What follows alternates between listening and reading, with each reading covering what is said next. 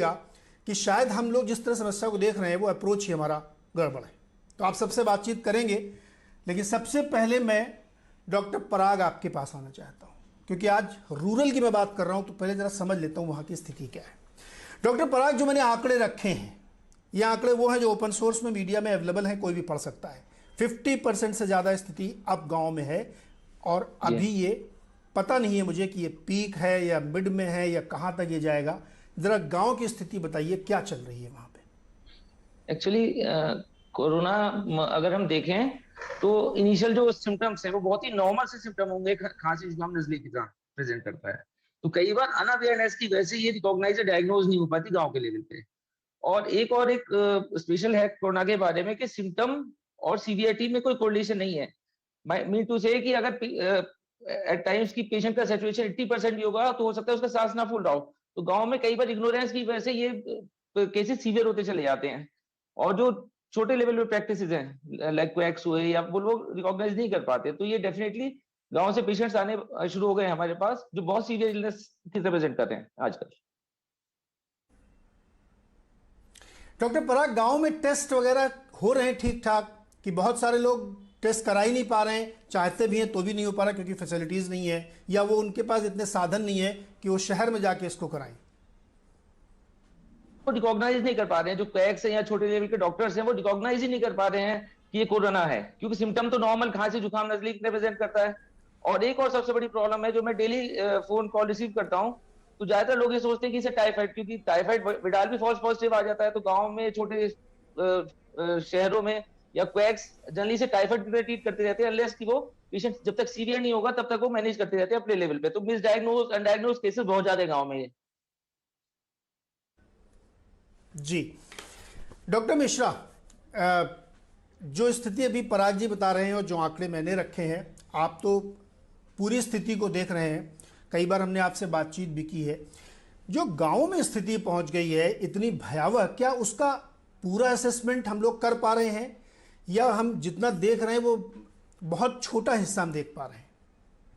देखिए नीरज, अभी इसमें कोई संदेह नहीं है कि जो कोविड की सेकेंड वेव में कम्युनिटी स्प्रेड लार्ज स्केल पे हुआ है, और उसका ज्यादातर बर्डन अभी अर्बन एरियाज में ही है। अब अर्बन और रूरल आप किसको कहते हैं वो समझना पड़ेगा, कि क्या दादरी गांव है, क्या खुर्जा गांव है, अलीगढ़ गांव है, ये देखना पड़ेगा। और जो छोटे लेवल 2 के लेवल 3 के जो टाउनशिप्स हैं, वो भी बहुत हमारे यहाँ डेंसिटी है वहाँ पॉपुलेशन की।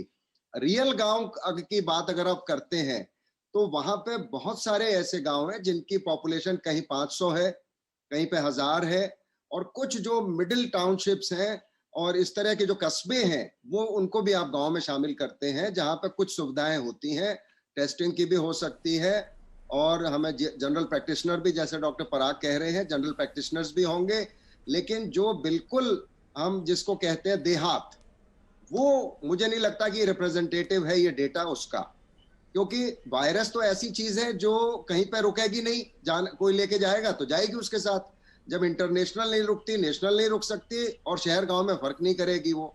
लेकिन अभी तक जो बात इसमें सामने आई है पिछले वर्ष 1.25 साल से, उसमें यही है कि शहरों में चूंकि डेंसिटी ऑफ पॉपुलेशन ज्यादा होती है, और इस वाले पेंडेमिक में आप देखिए जो लास्ट ईयर के मुकाबले अगर आप कंपेयर करें तो ये सेकंड वेव में मिडिल क्लास और अपर मिडिल क्लास बहुत ज्यादा इफेक्ट हुआ है शहरों में। घर घर में जो आप देखिए कॉन्डोमोनियम्स में और सब जगह कहीं 300 निकल रहे हैं, कहीं 100 निकल रहे हैं। तो ये फर्क जरूर है। पिछली बार लो सोशियोइकोनॉमिक ग्रुप जैसे धारावी में बहुत फैल गया था, इस बार धारावी की आप खबर नहीं सुन रहे हैं, जबकि इतना हो रहा है महाराष्ट्र में। तो उस समय उनका कम्युनिटी स्प्रेड हो गया, बहुत सारे लोगों को होके ठीक हो गया। और अभी भी अगर आप गांव की भी बात करते हैं तो अगर 4 लाख केसेस हैं मान लीजिए गांव में, या 4000 हैं या 100 हैं, उसमें से 95, 96, 97 तो ठीक हो ही जाने हैं। वो पैरासिटामोल दे देगा कोई उनको बुखार के लिए, और बुखार स्वतः ठीक हो जाएगा। 10-12 दिन में वो स्वस्थ हो जाएंगे, जो किसी भी बुखार में, वायरल फीवर में हो जाता है।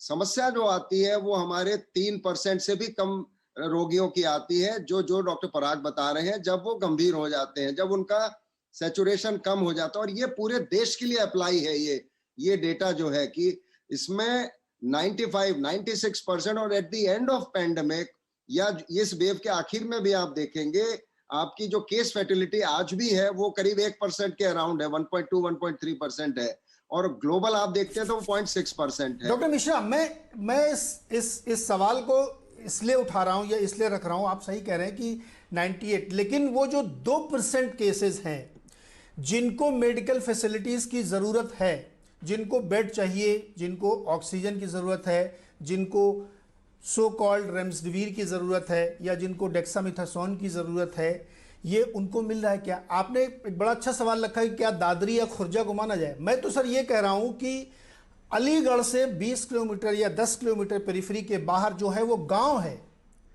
वहां रहने वाला व्यक्ति एक्सेस नहीं कर पाता। अब हाथरस गांव थोड़ी है, उसके हाथरस के भी इंटीरियर में, मैं तो गांव नहीं सर, हाथरस एक टाउन है, लेकिन क्या हाथरस में इतने वेंटिलेटर वाले बेड हैं क्या हाथरस में रेमडेसिविर मिल रही है क्या? सर अभी मेरे को इमीडिएटली थोड़ी देर पहले किसी ने ट्वीट किया है कि राजस्थान में पैरासीटामोल मिलना भी कठिन हो रहा है। तो स्टेरॉइड की भी प्रॉब्लम है नीरज, वो तो स्टेरॉइड की भी प्रॉब्लम है। अच्छा, रेमडेसिविर का नाम अब मत लो अपने, I think we should not discuss remdesivir। Sir मैंने इसीलिए सो कॉल्ड बोला था क्योंकि इस पे बड़ा विवाद हो चुका है। नहीं मत लो, वो भ्रम फैलाता है कि रेमडेसिविर जरूर कोई ऐसी रामबाण है जो नहीं मिलेगी तो मरीज बचेगा नहीं। रेमडेसिविर को हम लोग ना चर्चा में इस्तेमाल करें तो बेटर है। बाकी हाँ, ये आपने बिल्कुल ठीक कहा, पैरासिटामोल, इवन स्टेरॉइड की भी शॉर्टेज है। देखिए ये इतना ज्यादा ओवरवेल्म है। अच्छा, लोग ले लेके रख रहे हैं घर में, जो जिनके यहाँ कुछ प्रॉब्लम नहीं है वो ले लेके घर में रख ले रहे हैं पैरासिटामोल और स्टेरॉइड की, कभी जरूरत पड़ जाए जैसे सिलेंडर रख रहे हैं। तो भारत देखिए, बड़ा हमारा मुल्क बहुत अजीब है और ये आपको लोगों का साइक समझना पड़ेगा। जो अफोर्ड कर सकता है वो सब कुछ रख लेगा लेके, फिर जब जिसको जरूरत पड़ेगी उसको मिलेगा नहीं वो। और ये समस्या हमेशा रही है हैव और हैव नॉट्स की भारत में।